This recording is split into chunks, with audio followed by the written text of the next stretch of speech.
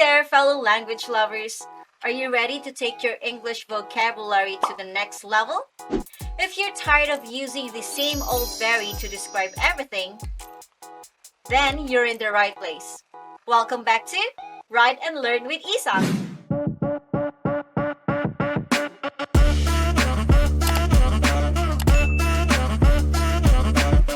In this video, we don't just learn, we ignite our language skills with excitement and joy.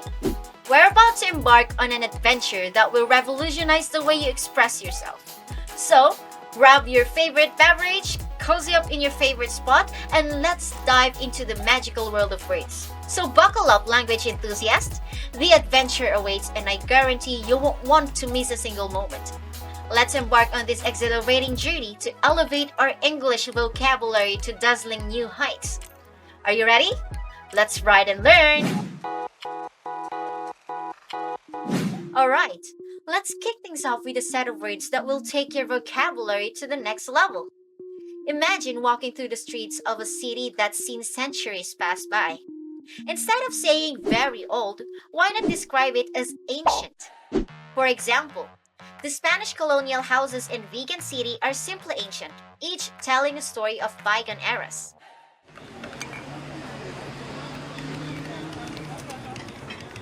Wow, you haven't aged a day since high school.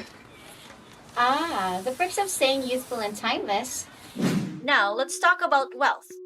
Instead of very rich, picture a lifestyle of luxury and abundance. That's opulent. For instance, the opulent palace showcased not just riches, but the very essence of extravagance.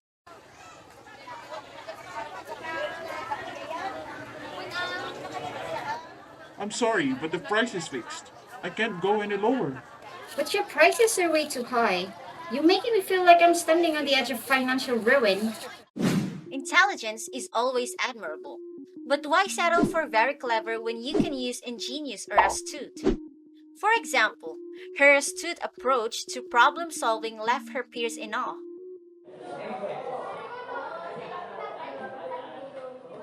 Your ingenious response demonstrates a deep understanding of the topic. Thank you, Miss Segundo. I've always admired how you encourage us to think outside the box. You're welcome.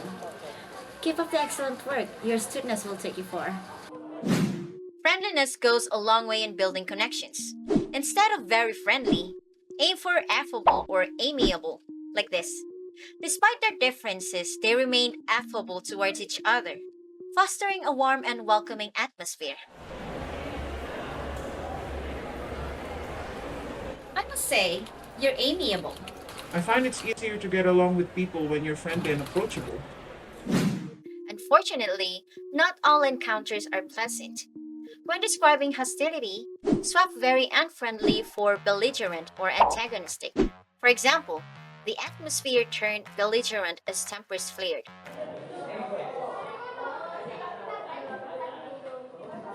Why are you being so hostile towards me? I'm just tired of your constant criticism and antagonistic behavior. Life is full of fascinating moments. Instead of very interesting, why not say captivating or intriguing? Like this. The documentary provided a captivating insight into the lives of penguins, leaving viewers enthralled.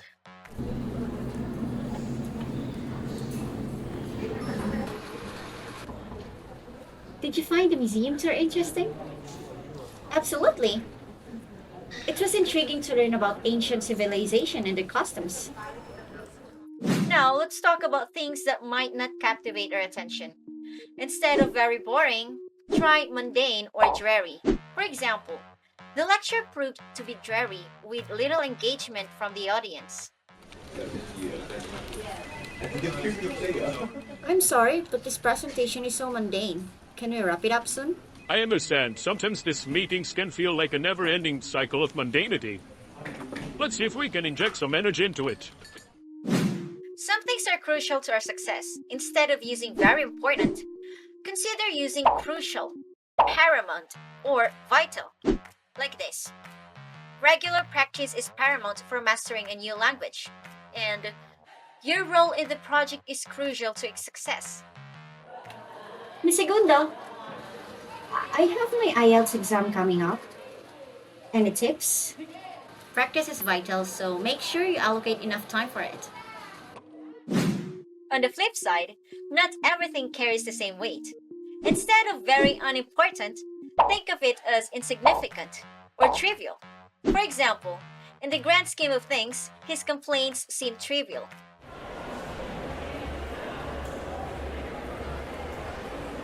I know you're upset about the small details, but in the end, they're insignificant. You're right. I shouldn't let them bother me so much. Life's challenges can be daunting. Instead of very difficult, try excruciating or formidable. Like this: the journey to the summit was formidable, filled with obstacles at every turn. Seems challenging. Need a hand with it? Thanks, I appreciate it. Yeah, I could use some help tackling this excruciating project. Now, let's talk about tasks that require minimal effort. Instead of very easy, consider using effortless or simple. For instance, she completed the puzzle with effortless ease.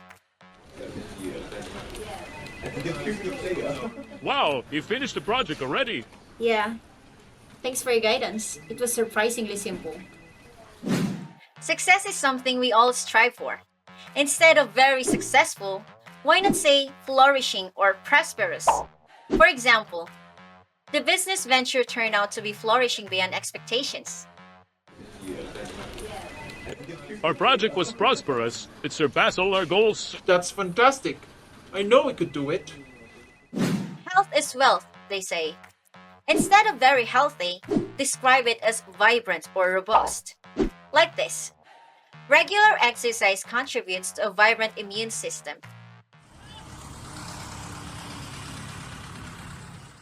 He seems to have boundless energy lately. What's your secret? I feel great. My regular workouts keep me feeling robust and full of energy. Unfortunately, not all habits contribute to good health. Instead of very unhealthy, think of it as debilitated or ailing. For example, his ailing appearance indicated poor health.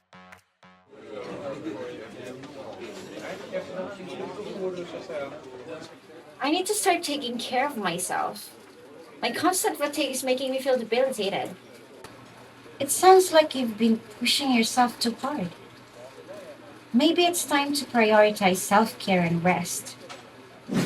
Let's talk about cleanliness. Instead of very clean, why not use spotless or immaculate? Like this: the kitchen was left in an immaculate condition after the cleaning. Wow, you really outdone yourself. The room is absolutely spotless. Thank you. I wanted to make sure everything was perfect for your visit. Conversely, when things are far from clean, very dirty was described as grimy or squalid. For instance, the abandoned house was in a squalid state.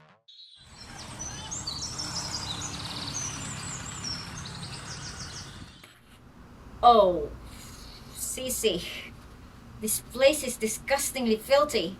We've got to tidy up immediately. I know, right? It's like a breeding ground of dust bunnies. Let's grab some cleaning supplies and get to work. When something is soaked through, instead of very wet, why not use soaked or drenched? Like this: after the rain, my clothes were drenched. Oh, I forgot my umbrella. And now I'm completely drenched. Well, look at the bright side. At least you're not carrying a wet umbrella now. Imagine a scorching summer day where the sun beats down relentlessly. Instead of saying very hot, let's introduce scorching into your lexicon. For example, the desert sun was scorching, baking the sand to a golden hue.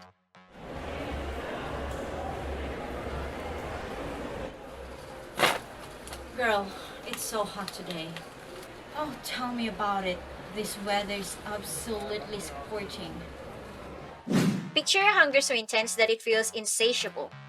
Instead of very hungry, consider using ravenous. For instance, after the hike, we were absolutely ravenous, devouring our meal within minutes.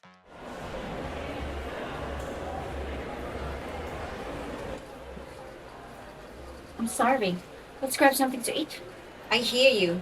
I'm absolutely ravenous. A hearty meal sounds perfect right now. Beauty is subjective, but some things are universally unappealing. Instead of very ugly, let's introduce hideous into your vocabulary. For example, the abandoned building was surrounded by hideous graffiti.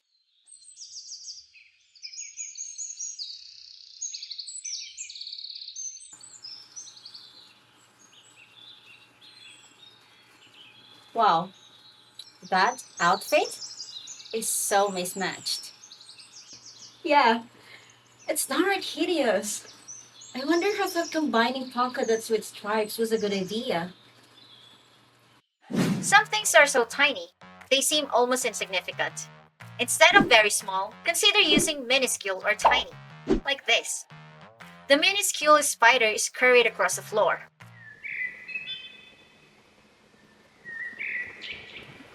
Oh, look at that tiny spider. Oh, it's minuscule. I almost didn't see it. Finally, imagine encountering something so breathtaking that very beautiful simply won't cut it. That's when you reach for stunning. For instance, the sunset over the ocean was truly stunning, painting the sky with a kaleidoscope of colors.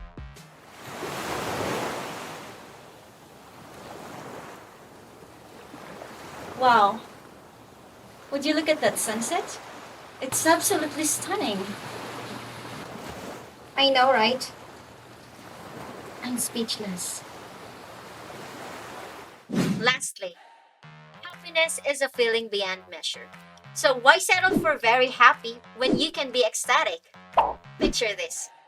Winning the championship left him ecstatic, his face beaming with pure joy.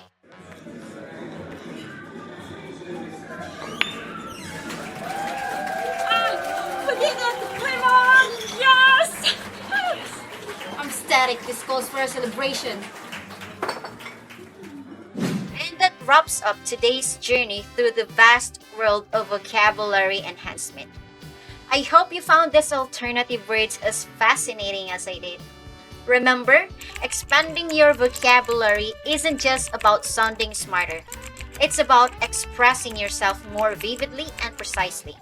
So don't hesitate to incorporate these new words into your everyday conversation. If you enjoyed today's exploration, give us a thumbs up and hit the subscribe button for more enriching content. Let's continue this language learning adventure together. Until next time, keep learning.